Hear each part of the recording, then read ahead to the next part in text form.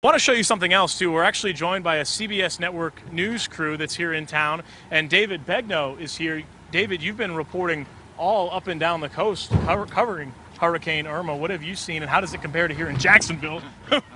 The truck just lurched us backwards here. David.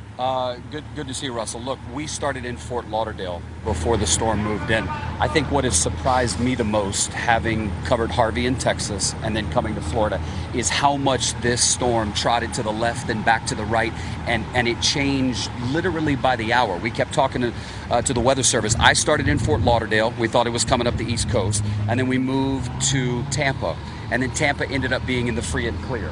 And then we drove to Jacksonville, and we're actually headed on our way to Charleston tonight because of the flooding there. It's been incredible, and you guys are the experts. You were telling me, having covered this area for 4 years, you've never seen it quite this bad, right? Never. I cover flooding all the time. I have never seen a river rush into a neighborhood quite like this. Yeah, it's unbelievable. The only thing that compares would be St. Augustine and Avenida Menendez during Hurricane Matthew, when the water was rushing over the seawall, and that's what we've seen here in these flooded streets in Riverside.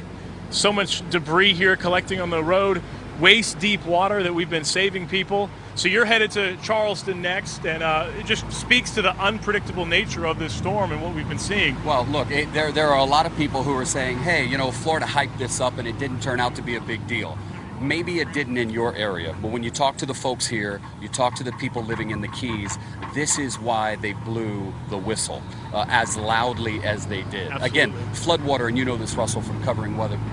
Floodwater is more often than not more deadly than winds. You drown in it, people drive in it, people walk in it, and that man we just saw slept in his vehicle. He's 78 years old. It's a good thing he didn't try and, get risky overnight and try and walk in. So we will continue covering it, and you guys are doing a great job. Thank you, David, and thank you for your excellent coverage all across the country.